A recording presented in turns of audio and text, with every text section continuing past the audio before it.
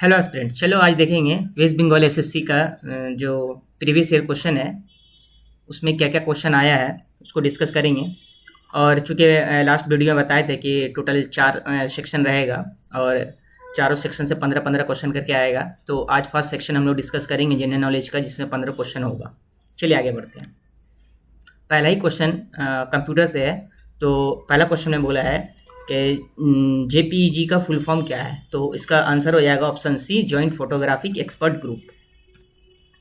उसके बाद है the function of haemoglobin is, इसका आंसर होगा option A, to transport oxygen.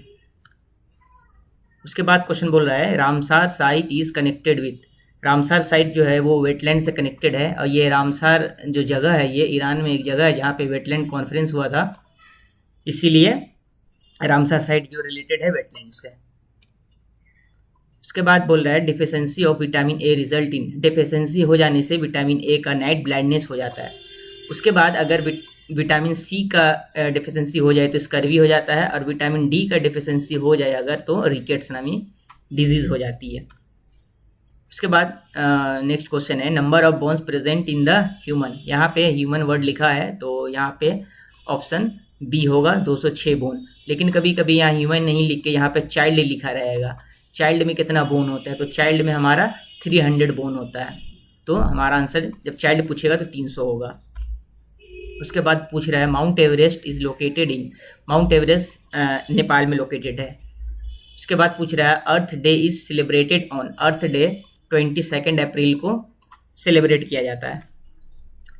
उसके बाद क्वेश्चन है which of the following reserve forest is not located in West Bengal, तो ये गौरुमारा, सुंदरबन और छपरामारी ये सारा वेस्ट बंगाल में है, लेकिन ये मानस वेस्ट बंगाल में नहीं है। ये मानस कहाँ है, ये मानस आसाम में है।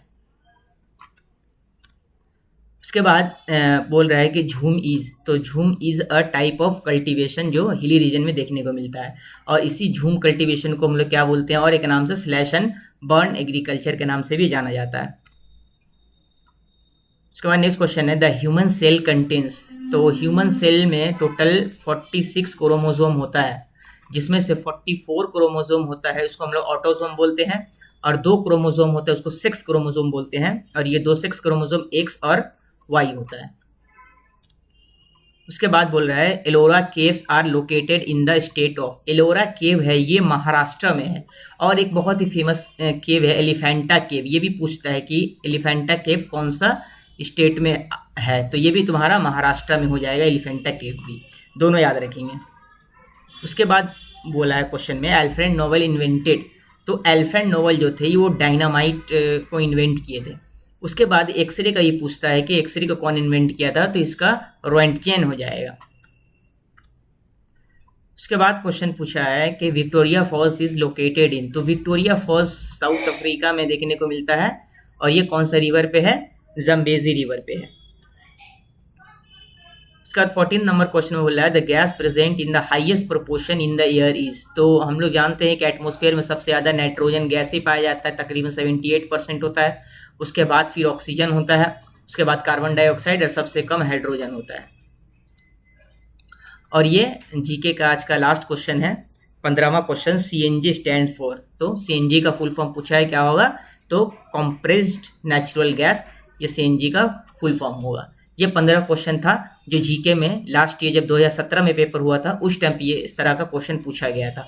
तो इसी तरीका से तुम लोग को तैयारी करना है कि इसी तरीके से अब जो एग्ज़ाम होगा इसी पैटर्न पे, इसी जो क्वेश्चन आ रहा है इसी तरीके से क्वेश्चन आएगा।